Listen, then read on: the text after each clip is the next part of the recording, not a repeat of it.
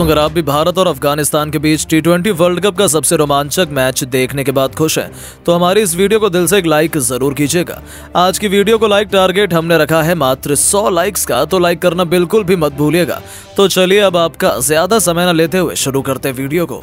तो दोस्तों, जैसा कि आप सभी तो जानते ही हैं कि भारत और अफगानिस्तान के बीच सुपर 8 और T20 वर्ल्ड कप का 43वां मैच यहां बारबाडोस के केनिस्टन ओवल मैदान पर शुरू हुआ, जहां पर इस मैच में भारतीय कप्तान रोहित शर्मा ने टॉस जीतकर पहले बल्लेबाजी करने का फैसला किया।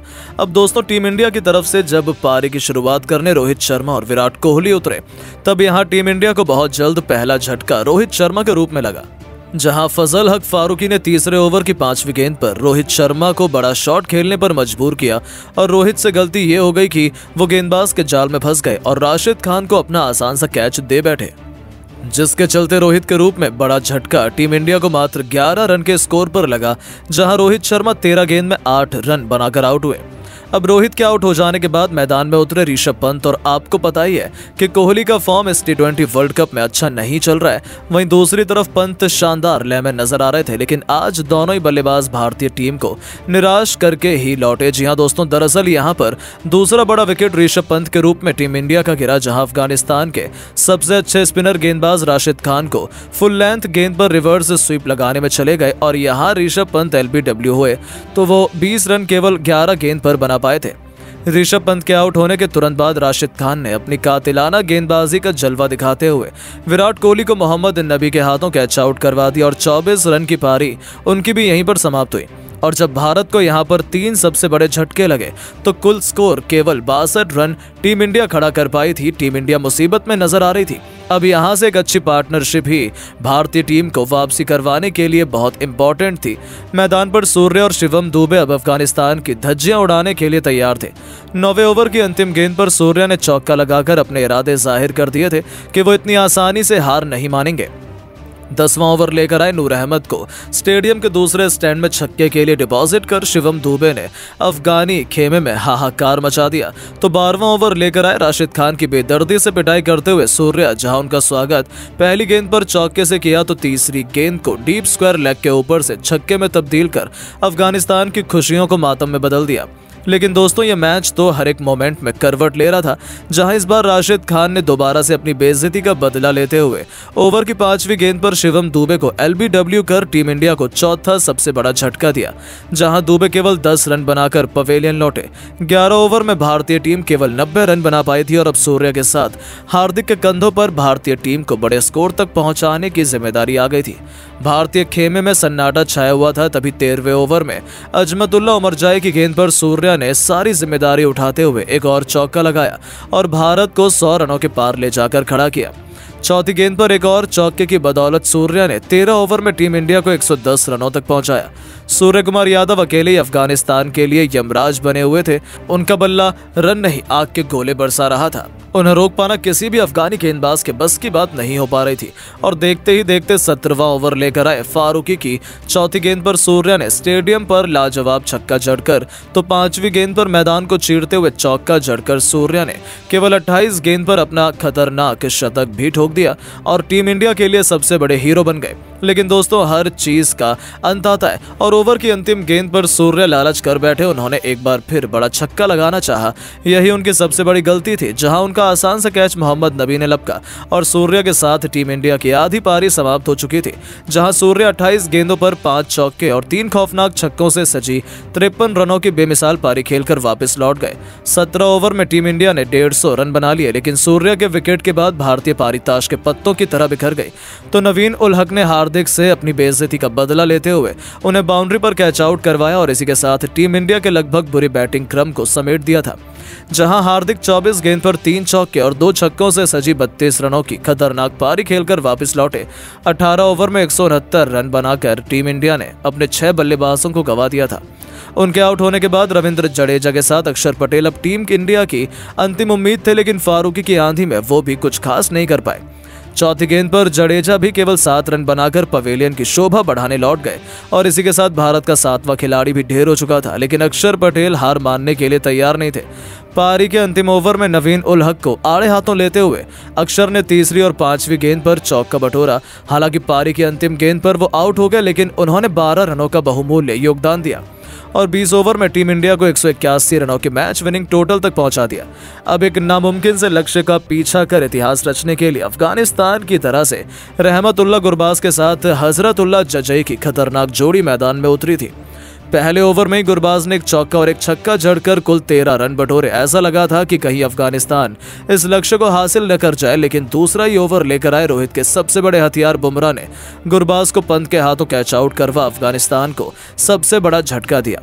जहां गुरबाज केवल 11 रन बनाकर वापस लौट गए। उनके आउट होने के बाद अब मैदान में आए थे इब्राहिम जादरान, लेकिन इन दोनों बल्लेबाजों के लिए रन बनाना कहां आसान था। भारतीय गेंदबाज उन्हें एक रन के लिए तरसा रहे थे और बढ़ते दबाव के बीच रोहित शर्मा ने जैसे ही अपने भरोसेमंद अक्षर पटेल को गेंदबाजी में बुलाया, वैसे कप्तान के भरोसे पर खरा उतरते हुए अक्षर पटेल ने चौथे ओवर की तीसरी ही गेंद पर इब्राहिम जादरान को कप्तान रोहित के हाथों कैच आउट करवा अफगानिस्तान के 2 बल्लेबाज ढेर कर दिए।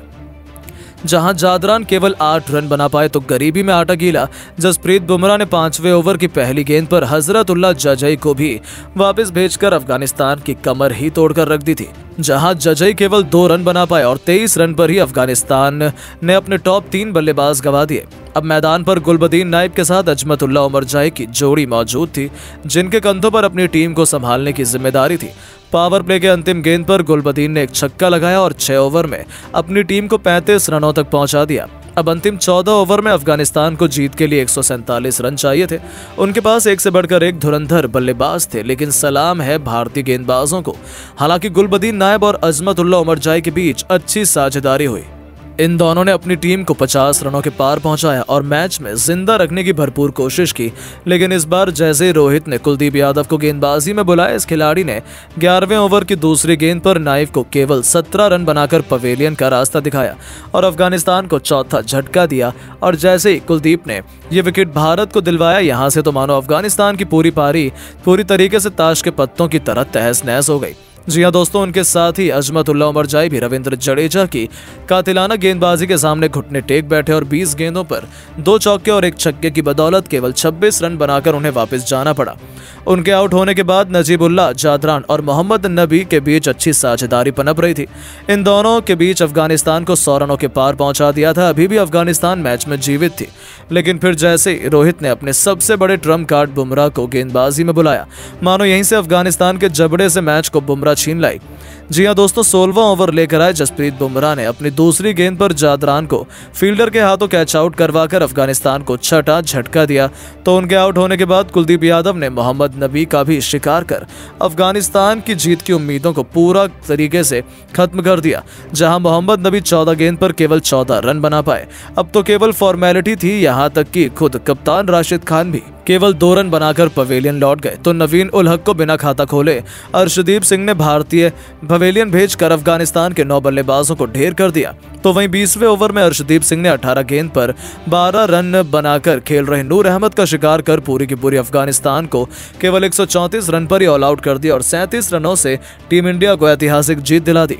जहां मैन ऑफ द मैच तो सूर्या बने, लेकिन जीत के हीरो बुमराह और अर्शदीप ने इस मैच में 3-3 सफलताएं हासिल की। लेकिन दोस्तों, अब आपको क्या लगता है कि टीम इंडिया इस बार T20 वर्ल्ड कप की ट्रॉफी हिंदुस्तान ला पाएगी या नहीं? अपनी राय नीचे कमेंट बॉक्स में जरूर दें। दोस्तों, भारत के खिलाफ अफगानिस्तान की हार के बाद दुनिया भर के दिग्गजों ने दिया बड़ा बयान, कह दिया कुछ ऐसा जिसे सुनकर आप भी रह जाएंगे हैरान। जी हां दोस्तों, भारत और अफगानिस्तान के बीच खेले गए मैच में भारतीय टीम को जीत मिली है, जिसके बाद दुनिया भर के दिग्गजों का बयान सामने आया है। इस बीच रिकी पॉन्टिंग, केविन पीटरसन से लेकर शोएब अख्तर, महेंद्र सिंह धोनी ने एक ऐसा बयान जारी किया है जिसको सुनकर आपके भी होश उड़ जाएंगे। तो आखिरकार भारतीय टीम की जीत के बाद दुनिया भर के दिग्गजों ने क्या कहा, ये तो आपको बताएंगे ही, लेकिन उससे पहले आपको क्या लगता है, अफगानिस्तान और भारत के बीच खेले गए इस रोमांचक मैच में जीत के असली हीरो कौन रहे हैं? अपनी राय नीचे कमेंट बॉक्स में जरूर दें। दोस्तों, जैसा कि आपको पता है, भारत और अफगानिस्तान के बीच बारबाडोस के मैदान पर आज सुपर 8 राउंड का रोमांचक मैच खेला गया, जहां पर इस मैच में भारतीय टीम ने टॉस जीतकर पहले बल्लेबाजी करते हुए 181 रन 8 विकेट के नुकसान पर 20 ओवर में बनाए और उसका पीछा करने के लिए मैदान पर आए अफगानिस्तान की टीम ने 23 रन पर 5 ओवर में 3 विकेट दिए। हालांकि इस मैच में अफगानिस्तान की टीम की तरफ से राशिद खान और फजल हक फारूकी को 3-3 विकेट मिले, तो वहीं हार्दिक पांड्या ने 32 और सूर्य कुमार यादव ने 53 रन का योगदान दिया। ऐसे में भारतीय टीम को इस मैच के अंदर मिली जबरदस्त जीत के बाद दुनिया भर के दिग्गजों ने बड़ा बयान जारी किया है, जिसमें रिकी पॉन्टिंग ने बयान देते हुए कहा है कि आज के दिन भारतीय टीम को अफगानिस्तान के खिलाफ मिली जीत के बाद मैं काफी ज्यादा खुश हूं। हालांकि भारतीय टीम के खिलाफ आज अफगानिस्तान की टीम ने बेहतर प्रदर्शन करते हुए सभी को प्रभावित किया था, लेकिन भारतीय टीम ने इस मैच में एक बार फिर से बेहतर प्रदर्शन करते हुए बता दिया है कि वो किसी भी टीम को आसानी से जीतने नहीं देगी।